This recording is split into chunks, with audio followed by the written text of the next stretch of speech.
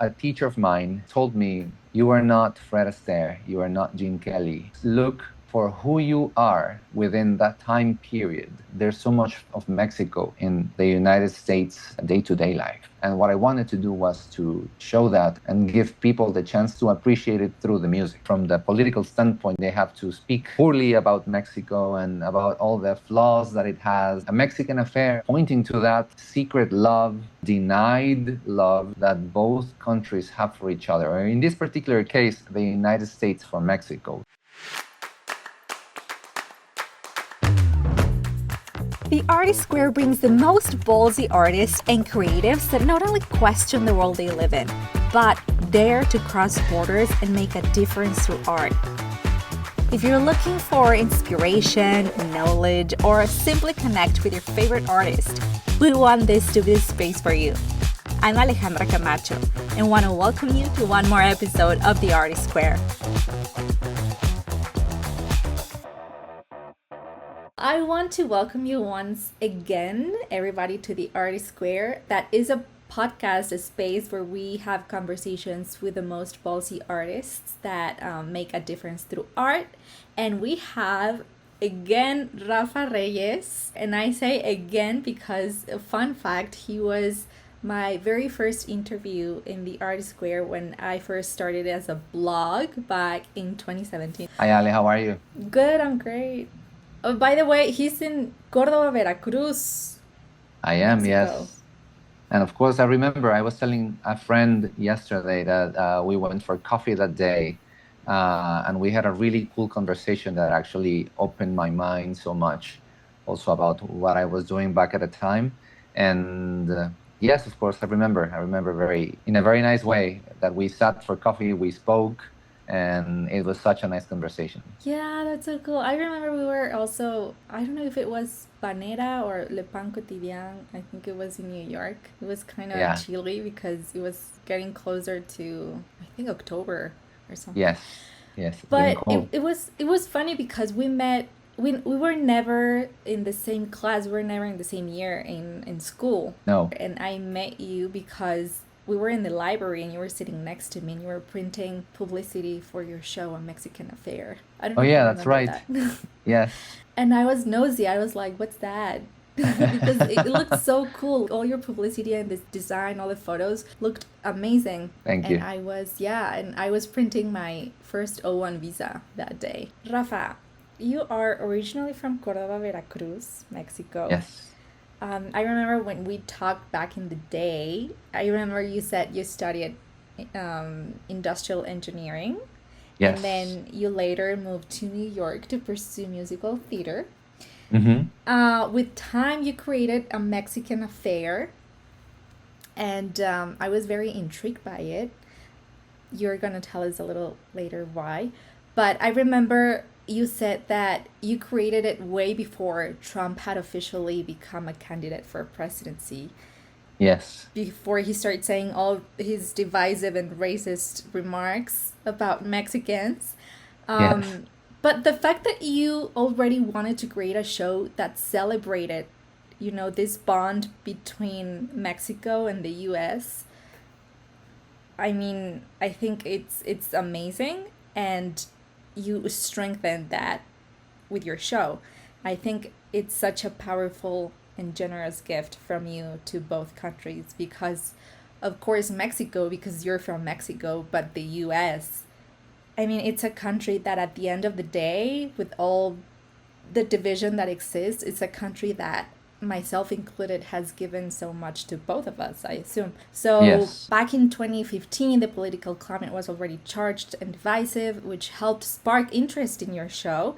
And now here we are again, 10 years later, facing a similar but even deeper and political divide. So I truly believe that A Mexican Affair is one of the most beautiful contributions someone can make to their country. And I admire that you chose to create a show with the purpose of connecting both cultures. So yes, well, A Mexican Affair started as an idea. I wanted to do a show, or I wanted to do a project of mine where I could showcase myself, and I could showcase my background, my culture, my dear Mexico in a different way, than I had been given the opportunity before. So I started, making notes, writing ideas, listening to music, and doing some research. And I remember that I came up with a list of songs and a list of references, everything from the movie musicals and that time period of American culture. And I was so in love with the material that I had selected. I like a lot that period of time and the masterpieces in entertainment, in the movies, in the theater that came in those years. But I was also very fortunate to have a teacher of mine, Mr. Peter Susser, who also worked at AMDA and Columbia in the music department, who once told me, "You are not that. You are not Fred Astaire. You are not Gene Kelly. What you should do is look for who you are. Who are you within that time period?" And that opened my mind, and that led me through a path of even more discovery.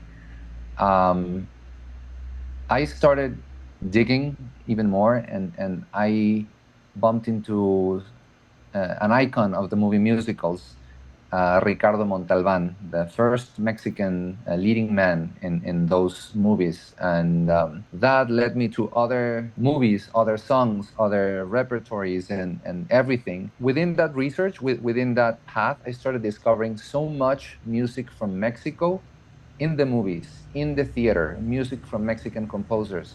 And it was fascinating to find that I was that in that period. And I continue to be that. So that's how A Mexican Affair started taking the shape that it took eventually. And A Mexican Affair became a celebration for the influence of Mexico within the great American songbook, within American film, within American theater, and a tribute to the composers whose songs became famous in the United States with lyrics in English, and also to the composers of the United States who found inspiration in Mexican themes to write music, to write stories, to think of characters.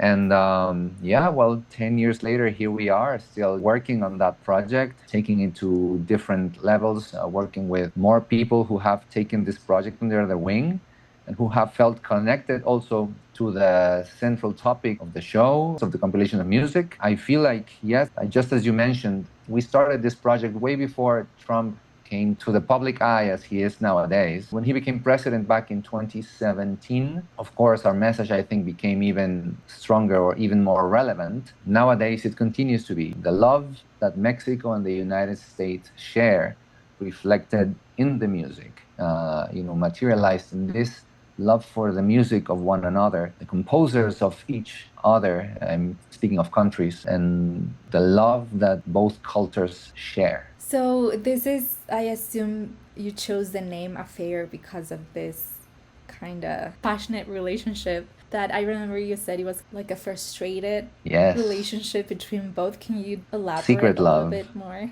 Yeah. Yes, yes. So we were like, I put together the first, list of songs that we wanted to work on. And of course, we needed a name for the project. So out of the options that were written, A Mexican Affair was the one that resounded. Is that how you say it, the most? Um, Yes, it's a song of romantic songs. It's the same theme of yearning for love, yearning for the relationship, for one another, and A Mexican Affair also making, yes, pointing to that secret love, to that denied love, even at times that both countries have for each other. Or in this particular case, the United States has for Mexico. Yes, nowadays it's a conflict, and it's from the political standpoint, they have to speak poorly about Mexico and about all the flaws that it has and all the trouble that it brings to the United States. But in reality, there's so much good that it brings also to the United States from the economic perspective, from the cultural perspective, from many points of view. But yeah, it's a love that till today is sort of denied. It's sort of secret. It's sort of hard acknowledge and recognize. And that's why through this list of songs, through this compilation of songs, yeah, it's a Mexican affair, an affair with Mexico. This secret love, sort of frustrated love, sort of denied love, you know. Because I do remember something like that's why I remember our conversation was so cool, because I remember that day. Sharing with you that just like in any romantic relationship, the opposite of love is not hate, it's indifference. So this hate for Mexico and all of it trouble, it's indeed frustrated love, a love that the US does have for Mexico and has always had for its southern neighbor. Also, the fact that you mentioned, it's so funny that from the block that you walk towards your producer, you encountered like 8 Mexican restaurants. I don't know how many Yes. blocks, like 5 maybe, or. That time, yes, at that time I was working with a team of people, and from my apartment to the producer's apartment to work together, there were like 8 Mexican restaurants in a space of 5 blocks. Um, so yeah, just to say that. But of course, like if you peek into the kitchens of other restaurants, whatever the type of food they have, the restaurant industry in New York City is run by Mexicans. Just in general, the food, the music on TV, the movies, playbills, and nowadays the number of Latin shows and of Mexican themed shows on Broadway, the movies, the actors playing leading roles or supporting roles in American movies. You've seen the Oscars now, the Academy Awards. That like how many years in a row were Mexican directors taking home the award for best director, best movie? Cuaron, Del Toro, Iñárritu, and from wherever you stand, from wherever you look at, there's so much of Mexico in the United States day-to-day life. And I Yeah. think that's beautiful because we also experience that in Mexico. There's so much of American culture, of American economy, of American, uh, everything in Mexico. So it's nice to appreciate that, to stop for a minute and appreciate that. And what I wanted to do was to show that and give people the chance to appreciate it, the space, to appreciate it through the music. Who are the members of the band? So when I started working in this project, I approached Felipe Fournier, who is from Costa Rica, but he's married to a Mexican lady. Okay.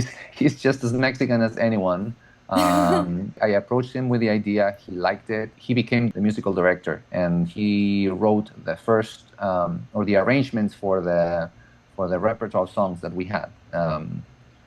Then we started selecting more music, working together, and he, as a musical director, selected the musicians to play with a jazz quintet that played with me through the first, I want to say, 8 years of the project. It was all rhythm based in percussion. He plays the vibraphone. He's an amazing composer, an amazing arranger, and he, of course, like putting together the band. We had a bass player, a drum player, a percussionist, and a trumpet player. We played with several different musicians throughout those years, all of them led by Felipe Fournier from Costa Rica. What kind of music you mentioned is jazz? Yes. So, like, the songs are boleros, are songs from the Okay. theaters, songs from the movies, that in their original form, yeah, were like romantic ballads or very traditional boleros or sambas or orchestrations for the theater, for the movies.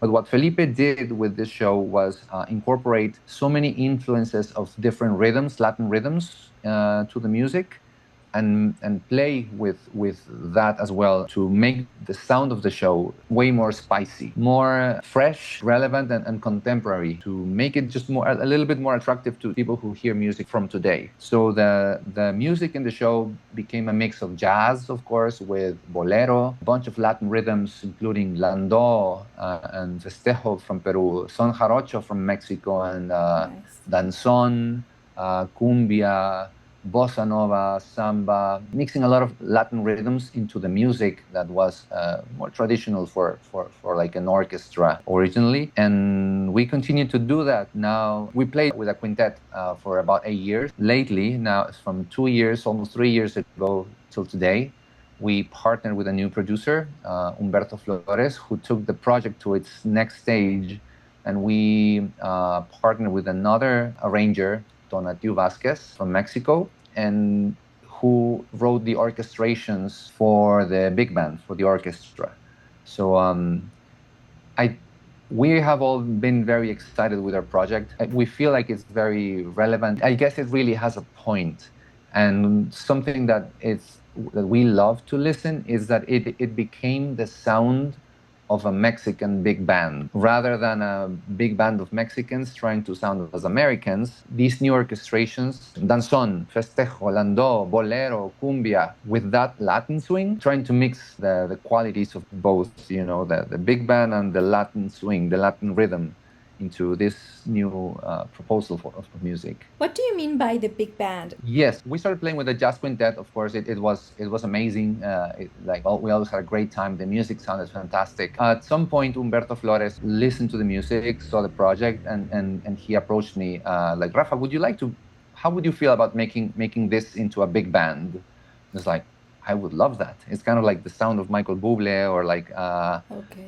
Frank Sinatra, those big brass sections that sound amazingly. So I brought this initiative to Felipe Fournier, and when he heard that it was Tonatiu Vasquez, the person we were thinking of approaching to do the arrangements, he said, I will hand him the music with closed eyes because I know he's amazing. Turned out they knew each other from school, from the music conservatory. So what he said is like, what we are going to do now, what we did first was to take all this music in big band recordings, in movie recordings, in other repertoires and different orchestrations, extract, the core of it, put new influences into it, all the Latin influence, and present it to the audience.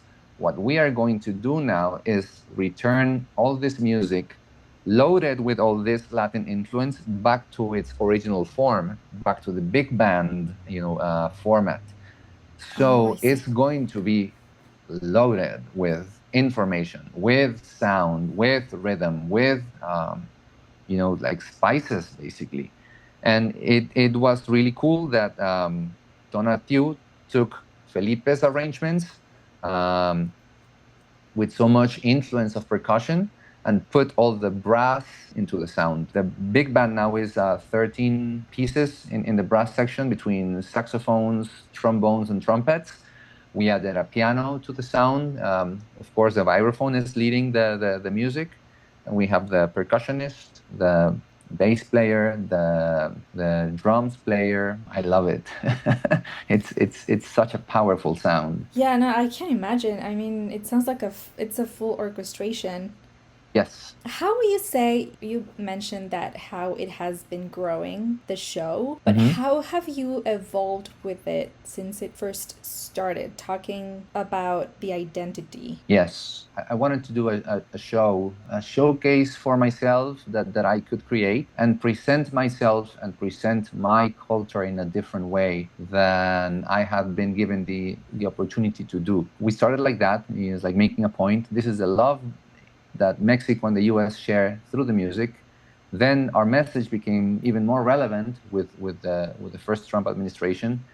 And then at a personal level, I feel like I have evolved with the show, having a deeper understanding of who I am as an artist, who we are as new artists of new, like a newer generation, and who we are as Latins, Latin people, or as Mexicans living and working in the United States. I had also the opportunity to work with a new director for the show, Gabriela Garcia. And I remember that rewriting some of the show, doing so much work into the text, because it was presented as a cabaret before, it also helped me understand that the music is a reflection of who we are, a mix of cultures, a mix of experiences, a mix of stories. It's never been black and white, and nowadays it's like the color palette is even broader. There's so many more colors, and this music influenced or loaded with so many influences from different music styles,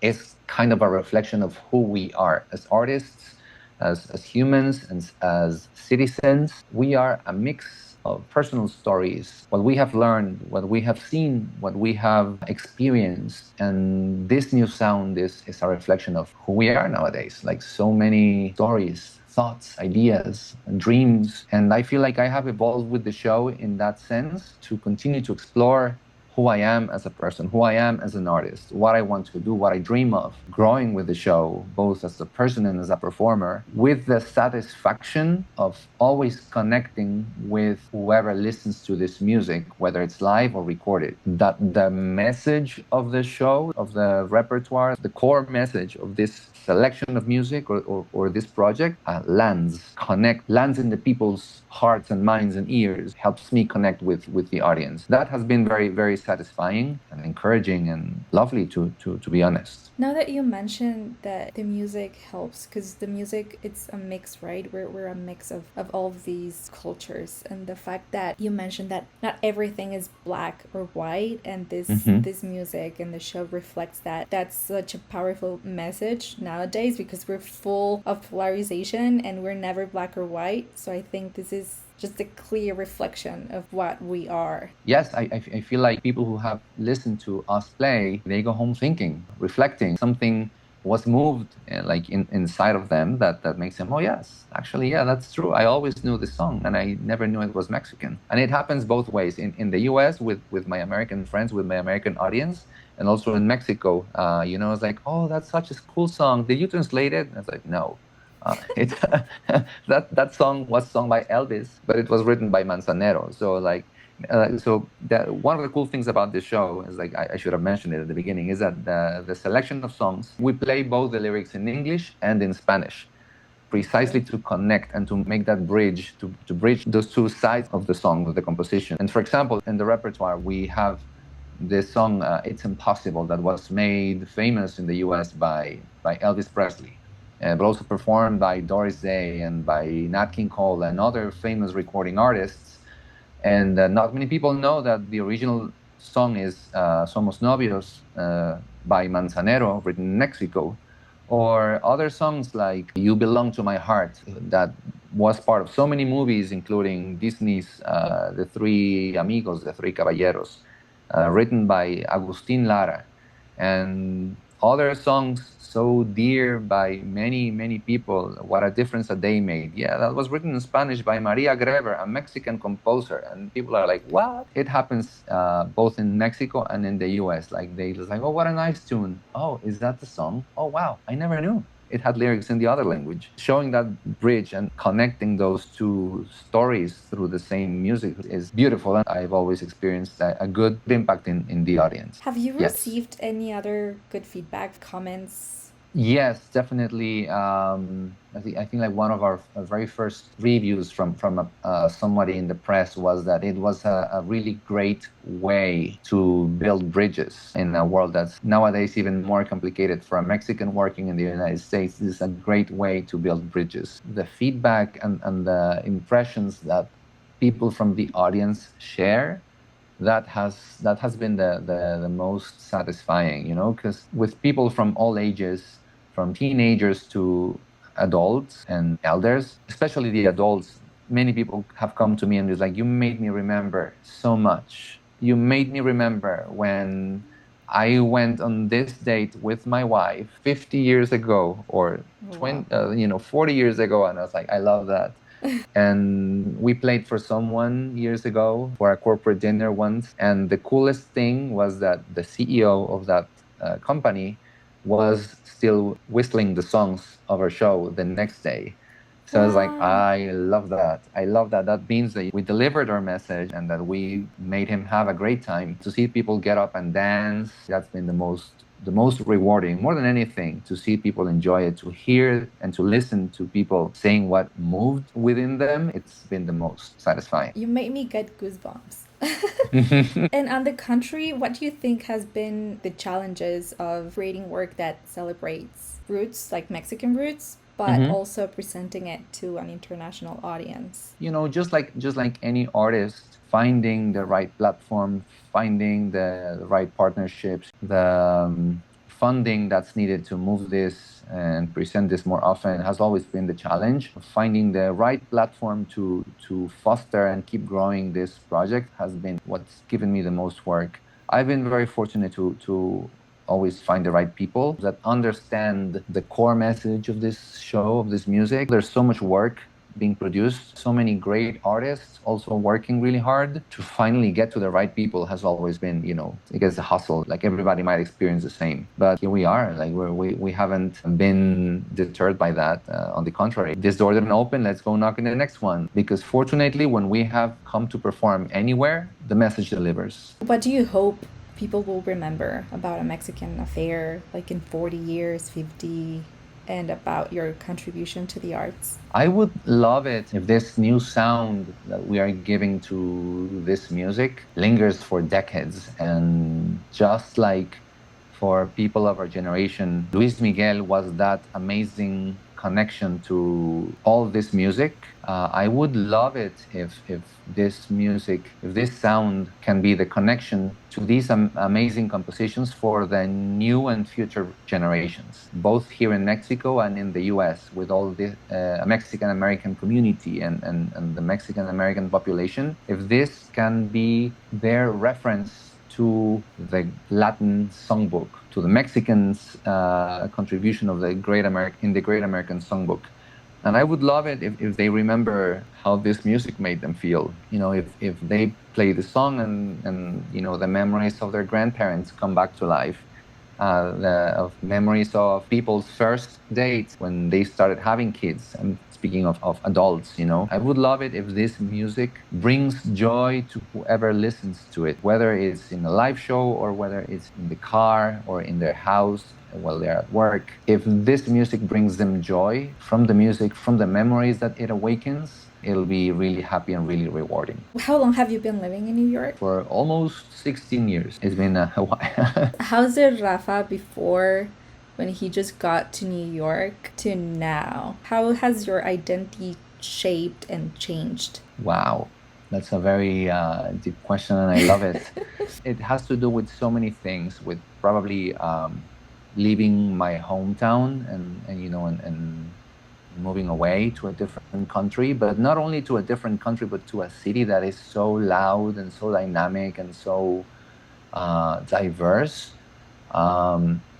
I feel like my mind has been open to the possibilities, and I would like to say that the Rafa from 16 years from today is different from the one 16 years ago, because he has let go of so many fears, concerns, so much prejudice, and has been enriched with so many experiences, with the love of so many friendships and connections, and the impact that so many people that have interacted with him, the impact that they have left in Rafa. I would say that Rafa today is less afraid of being himself, eager to discover even more, eager to discover where else can we go from here, what else can be created, with the understanding that my roots have become even deeper, more grounded. I would say that's the difference from Rafa today, from Rafa 16 years ago.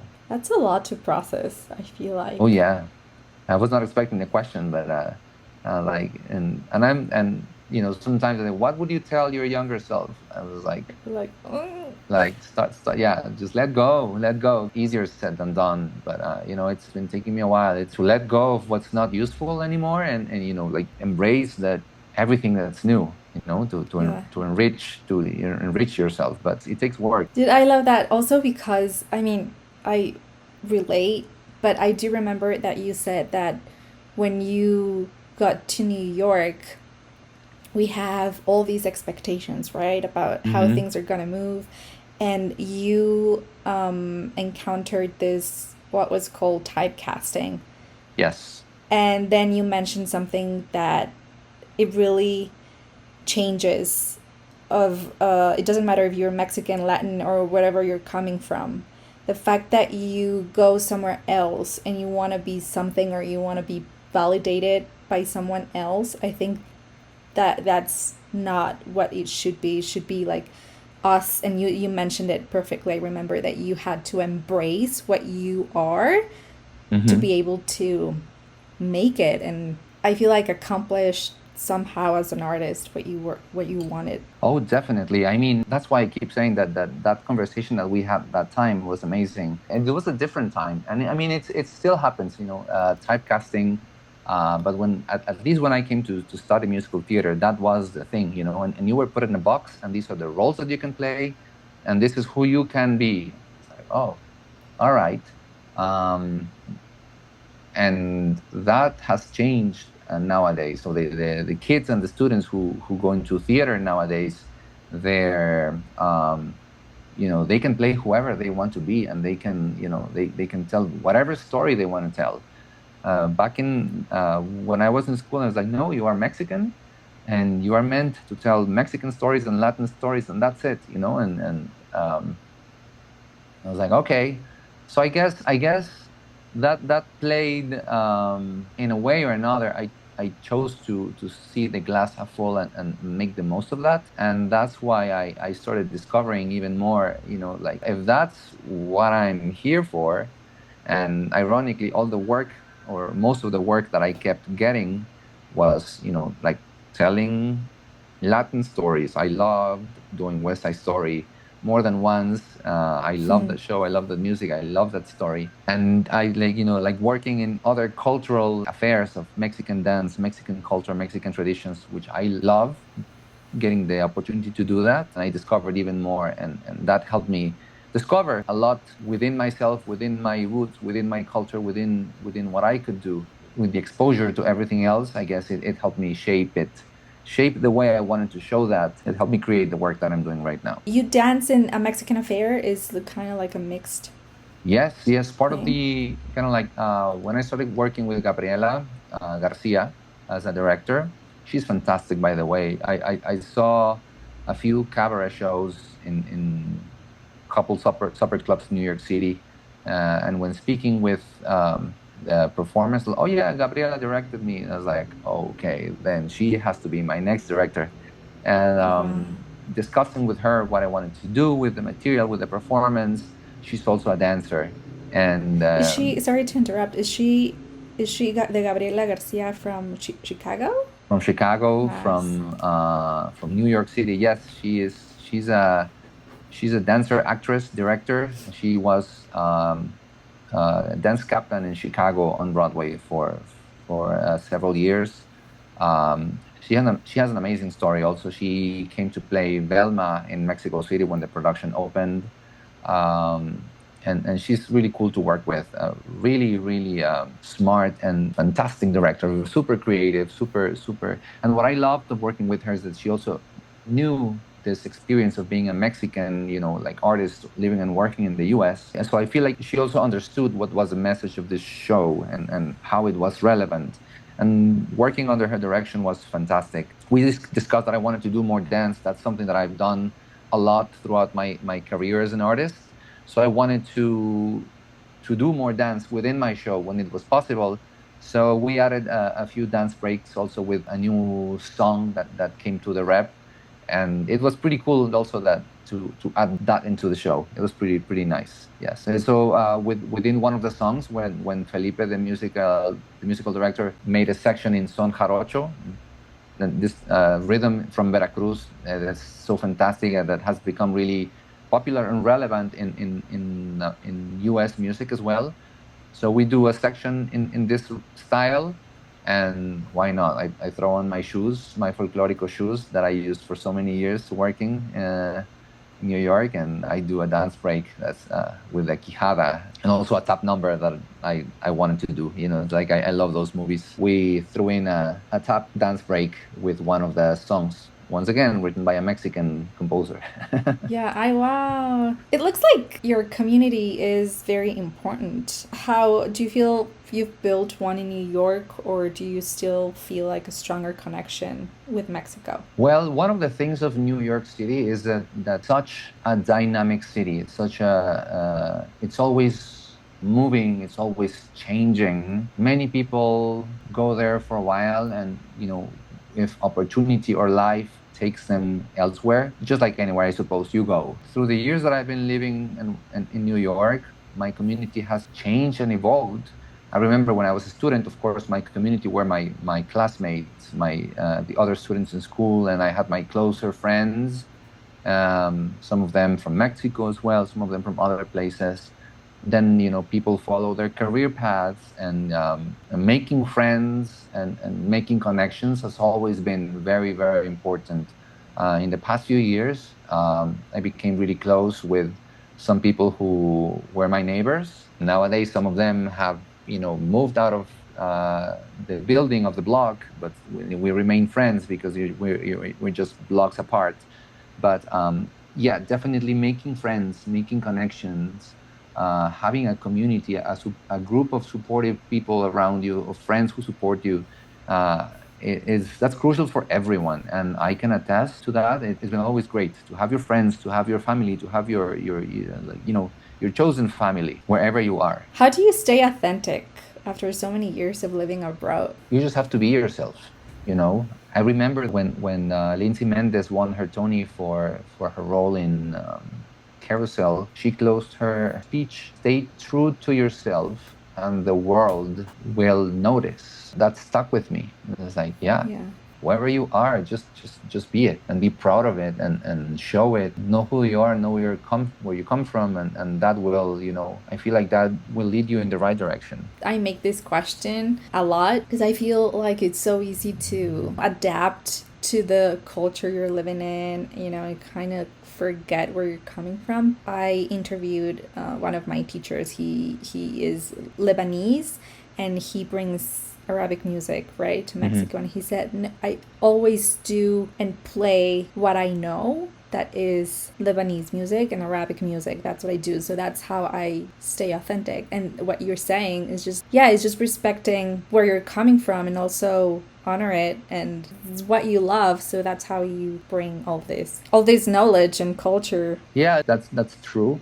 But it doesn't matter what you do, you're always putting your seal, your stamp into whatever you do. I mean, nowadays I feel like I would love to do other songs, other music, even write my own songs, original music, or expand my rep. But it will always have my brand, my style, my accent, my Mexicanity, or how do you call it? Like I was saying, now the possibilities are endless. You can be who you want to be. You can play who you want to play. Typecasting has been opening up to many opportunities in the entertainment industry. Your authenticity, yourself, will always be put into whatever you choose to do. So that will make it different and cool, I think. Also because even if you don't want it, it's Yes. always gonna be there. It's the birthmark. Who do you look up to? Who are your biggest references or inspirations? In the music, And also like outside of music, because also that shapes you. my parents, of course, my dad,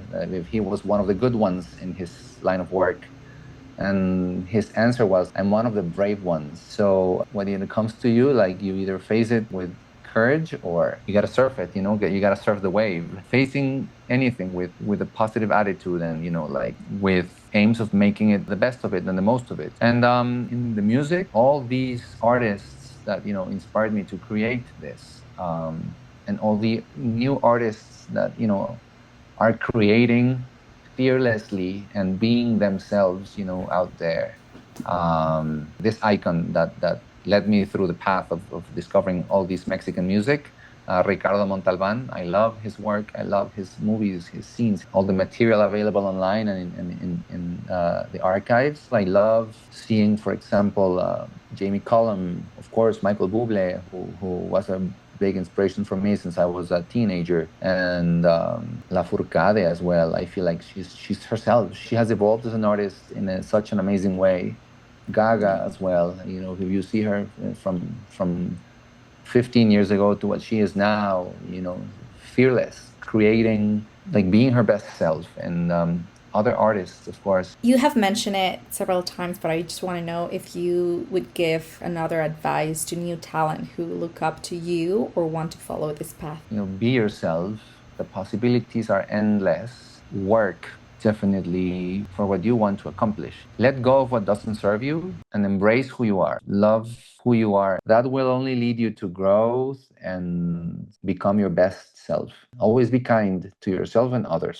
I also love what you mentioned collaborating. When you collaborate, you open your mind to a new world, to new things. Yes. Also, now that you mentioned that, I feel like always available and open to learning new things from other people. I feel like the never lose, and I frequently think of that. Thank you for reminding me. I frequently think of that. Just like any child, never lose your capacity to be amazed by the simple things, by everything, and always make questions and always want to know more and play and see the good in everything. That's like all, like, I feel like that's being a child. I feel like in that sense being a child is always it's something that I would advise to anyone. Always want to know more and play more and make new friends and make connections and learning from others, whatever that means in your field of work. That's always good. Yes, definitely. Thank you for reminding that. No, yeah, and also you reminded me about always keep that childlike spirit because that's Mm-hmm. what, children always like, oh, they're always so curious. And Yeah. it's so easy to fall into the trap of stress, work, and how to survive and paying bills. And we forget that part just to keep that childlike spirit. What will you do to improve this industry overall? For the people in leadership positions, embrace the impact that the arts have in people in community and support, like, hopefully, like they could support the arts even more, both for performances, for education. That's how I would think that I could improve this industry, that would create more jobs for artists, more spaces for people who want to see arts and for the arts to impact their lives. Support more the arts and the artists and the platforms and the festivals and the programming and create more spaces for the arts. The industry's impact in people would be even bigger. When is your next show and how can people find you? Oof. Well, we're working on that. We have been working in the studio recording this year, which has been amazing. After 15 years, we finally started the process, and under Humberto Flores' leadership with the production, with Felipe Fournier as the musical director, also Tonatiu Vasquez as a arranger, and Luis Herrera as a recording engineer, my vocal coach from 16 years to today, Calgonia, also in the process, and so many amazing musicians. We started in January of this year, 2025, and we've been working in the studio recording. Has been an amazing experience. So we've been focused on that, hoping to present the material within the next months, releasing our singles, and present the album in March of next year. Okay. Si Dios quiere, as we say in Mexico. Yeah. And so hopefully in March we'll have some date from then and later. If you want to know more about us, in the mexicanaffair.com, and in social media we are as a Mexican Affair or Mexican Affair Music. Yeah, well, so we can keep you posted on of news and upcoming shows, upcoming releases, and the music is sounding really, really great, and I'm really excited to finally share all this material with the audience, hopefully very soon. Is there an album online? Because I try to look up for Not you guys, yet. but okay, got Not it. not yet. We've been working on it this year. This is gonna be my first studio album and my first album, and I'm really excited to be working with this amazing team of people to make it real. No, we have a bunch of videos online, so people want to see some live recordings from previous shows that we have had, both with the quintet and lately with the big band. And those videos have they'll give you an idea of what the music in our rep is. Again, under Humberto Flores production, under his brand. Nice. And these videos are also in the mexicanaffair.com? Yeah, Okay, cool. they are there with the direct links to YouTube and to other platforms where they are in social media, TikTok and Instagram, Facebook. It's all there. But if you go to mexicanaffair.com, you'll find all the links to all these videos, photos, and yeah, hopefully people will like them and they will want to know more and hear and listen to the album when it comes out. Be aware of what Rafa Reyes is about to bring up next year with the album. Follow him on social media. And yeah, also don't forget to subscribe, share it. And thank you so much, Rafa, again. Thank you, Ale. It's so great Yeah. to speak with you again. And Oh, thank you. wow, I can't believe it's been several years since we sat for coffee that day. And thank you for bringing so much of that really cool conversation that we had that day. And such pleasure to speak with you again. Yeah, that interview, like I read it and I was just like, wow, this was a really cool interview. Yeah, Yeah, thank you. definitely. And to Thank share with you. your with your audience, of course.